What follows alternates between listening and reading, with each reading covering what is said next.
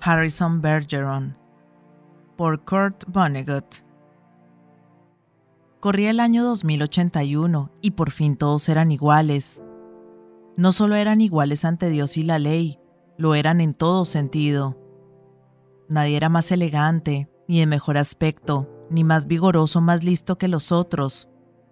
Tal igualdad se debía a las enmiendas 211, 212 y 213 de la Constitución y a la incesante vigilancia de los agentes del Discapacitador General de los Estados Unidos. Sin embargo, algunas cosas todavía no alcanzaban la perfección. Abril, por ejemplo, no habiendo florecido la primavera, aún enloquecía a la gente. Y en ese frío y húmedo mes, los hombres del Discapacitador General apresaron a Harrison, de 14 años, hijo de George y Hazel Bergeron. Fue trágico, es cierto, pero George y Hazel no tuvieron tiempo de prolongar su aflicción. Hazel poseía una inteligencia término medio, lo que quiere decir que era incapaz de pensar nada excepto por breves ráfagas. Y George, cuya inteligencia superaba levemente lo normal, tenía en su oído una pequeña radio de disminución mental. La ley le obligaba a usarla permanentemente.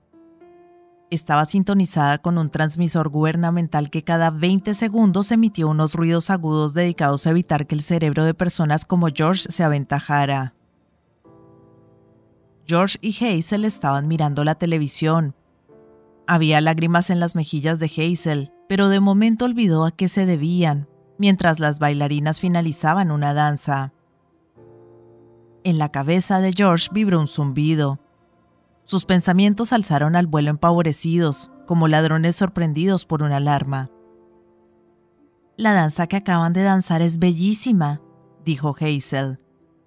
«¿Eh?», se sobresaltó George. «Esa danza era hermosa», repitió Hazel. «Yep», respondió George. Trató de pensar en las bailarinas. No eran muy buenas, en todo caso no mejores que otras. Llevaban su lastre colgado, sus sacos llenos de perdigones y estaban enmascaradas, de manera que, contemplando un movimiento suelto y gracioso o un rostro bonito, nadie sintiese como si un gato le arañara interiormente. George jugaba con la vaga idea de que las danzarinas quizá no debieran ser disminuidas. Antes de que esta noción pudiera afianzarse, un nuevo ruido de su audífono dispersó sus pensamientos. George hizo una mueca de desagrado. Hazel vio su gesto. Puesto que no usaba disminuidor mental, preguntó a George por las características del último sonido. «Sonó como el golpe de un martillo repiqueteando en una botella de leche», respondió George. «Supongo que debe ser interesante oír los diferentes sonidos», reflexionó Hazel con envidia. «¿Qué cosas se inventan?» Rumió George. «Si yo fuese discapacitadora general, ¿sabes qué haría?» Hazel se parecía manifiestamente a la discapacitadora general, una mujer llamada Diana Moon-Glampers. «Si yo estuviera en el lugar de Diana Moon-Glampers, los domingos pondría campanas, solamente campanas, como si homenajeara a la religión». «Ya veo. Si esto fueran campanas», se quejó George.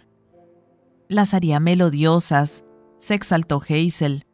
«Creo que yo sería una buena discapacitadora general». «Tan buena como cualquiera», convino George. «¿Quién sabe mejor que yo lo que es normal?», dijo Hazel. «Sin duda». George tuvo una fugacísima visión de su hijo anormal, Harrison, que se encontraba encarcelado, pero una salva de 21 cañonazos dentro de su cabeza le impidió aclarar su vislumbre. «Muchacho», exclamó Hazel. «Eso fue una conmoción, ¿no?»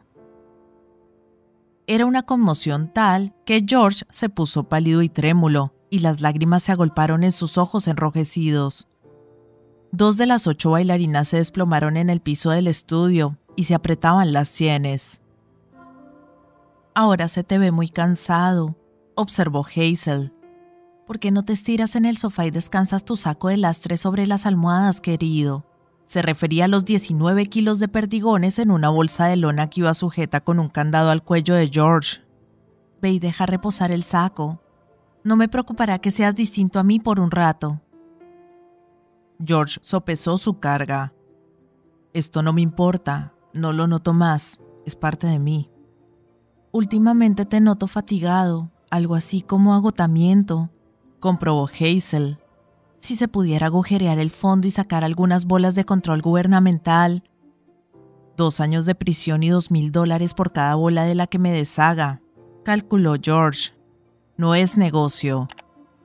Si te atrevieras a desprenderte unas pocas al volver al trabajo, sugirió Hazel.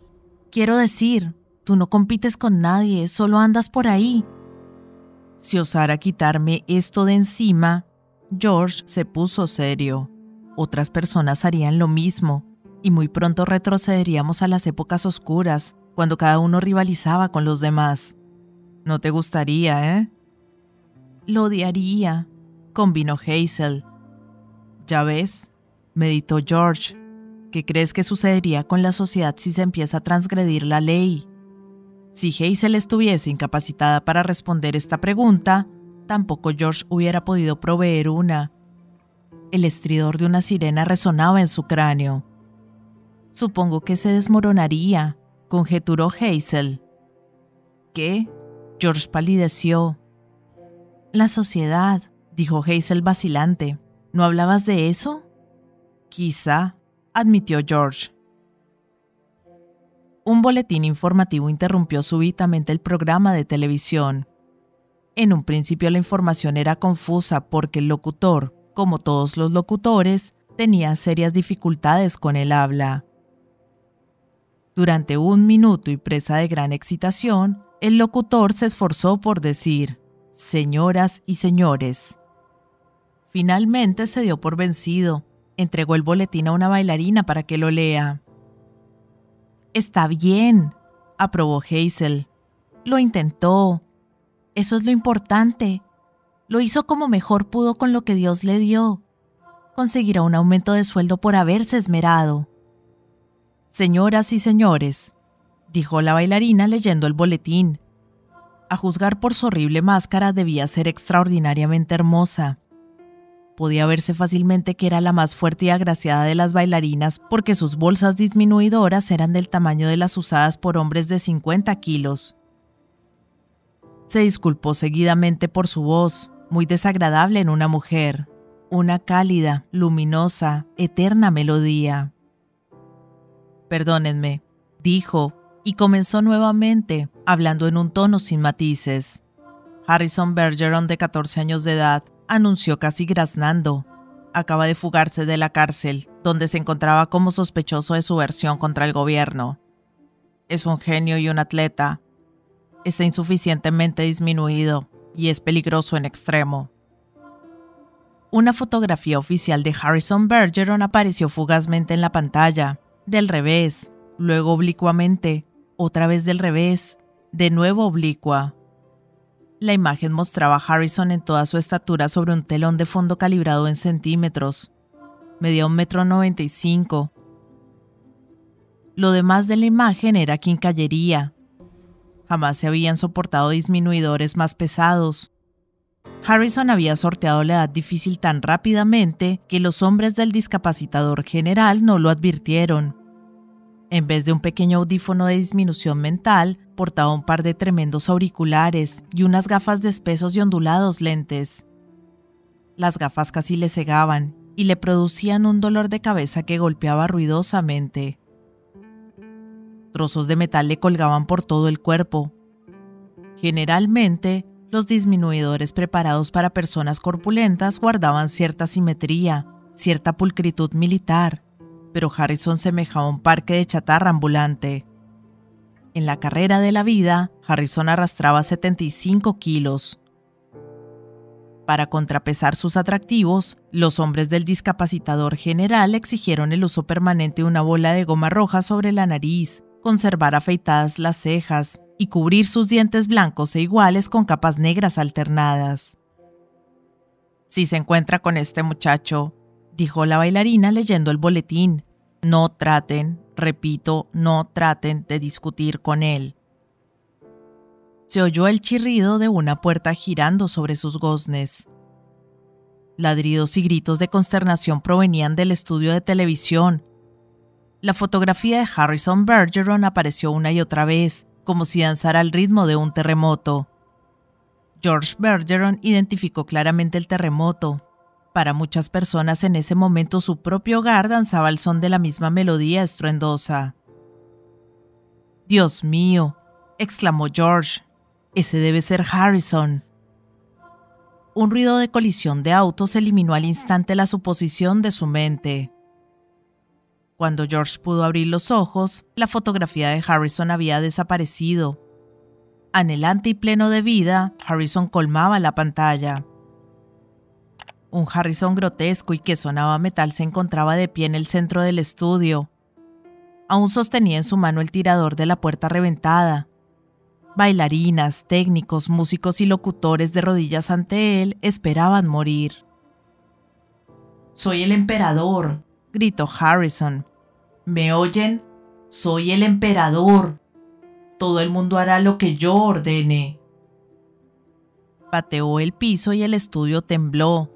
Luego vociferó: «Tal como me ven, estropeado, cojo, enfermo, soy el más grande gobernante que haya vivido jamás. Ahora mirad cómo me transformo en lo que puedo convertirme». Harrison despedazó las correas de sus arreos disminuidores como un papel de seda mojado, correas garantizadas para soportar el peso de 75 kilos. Los trozos de hierro del disminuidor de Harrison se estrellaron en el suelo. Harrison metió sus pulgares bajo la barra del candado que sujetaba el arreo de su cabeza, y aquella crujió igual que un apio al quebrarse. Harrison destrozó sus auriculares y sus gafas contra el muro. Arrojó su nariz bola de goma y descubrió a un hombre que impondría respeto a Thor, el dios del trueno. «Ahora elegiré a mi emperatriz», anunció mirando a la gente hincada. «La primera mujer que se arriesgue a ponerse de pie puede reclamar a su compañero y su trono». Luego de un momento, una bailarina se irguió, meciéndose como un sauce. Harrison le arrancó de la oreja el disminuidor mental, retiró los lastres de su cuerpo con infinita delicadeza. Finalmente, le quitó la máscara. Era deslumbradoramente bella. «Ahora», Harrison la tomó de la mano, «enseñaremos a esta gente el significado de la palabra danza». «¡Música!», ordenó. Los músicos se apresuraron a sentarse, y Harrison les despojó de sus disminuidores. «Tocad con vuestra mayor destreza, y os haré varones, duques y condes». La música comenzó. En un principio era normal, barata, estúpida, fácil. Pero Harrison arrebató a dos músicos de sus asientos, los agitó como batutas y conturreó indicándoles cómo quería que se tocara. Los devolvió a sus sillas. Empezó nuevamente la música y sonó mucho mejor. Harrison y su emperatriz por un rato se limitaron a escuchar. Escucharon con aire grave, como si los latidos de sus corazones se internaran en la melodía. Todo su peso reposó en la punta de sus pies.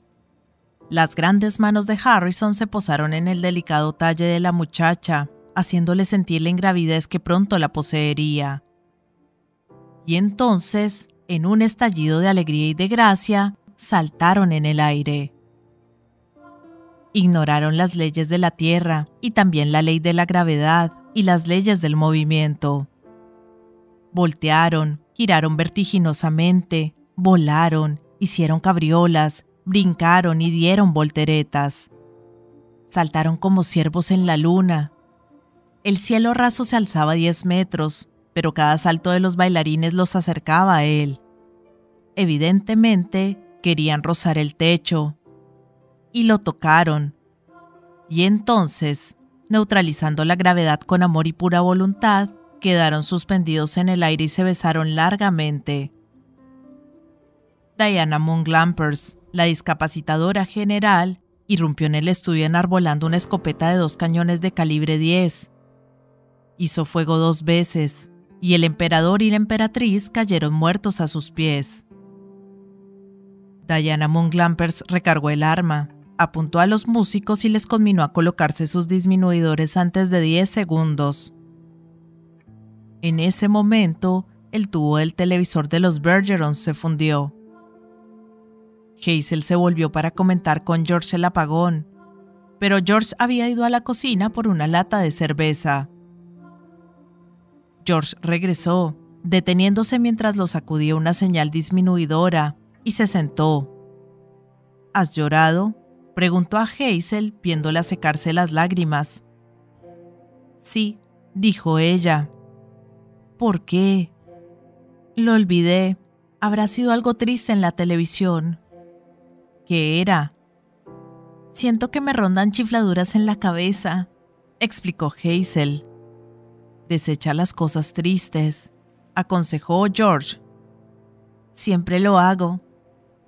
Esta es mi chica, alentó George. Se estremeció.